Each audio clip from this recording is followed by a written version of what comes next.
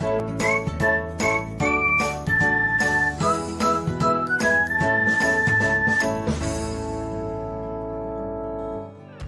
everyone, welcome back to another episode of Technologyglance.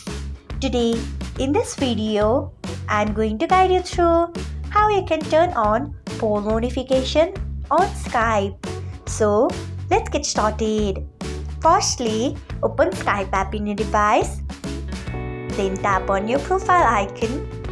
Next, tap on settings. Then tap on notifications. After that, you can see the option of poll notifications.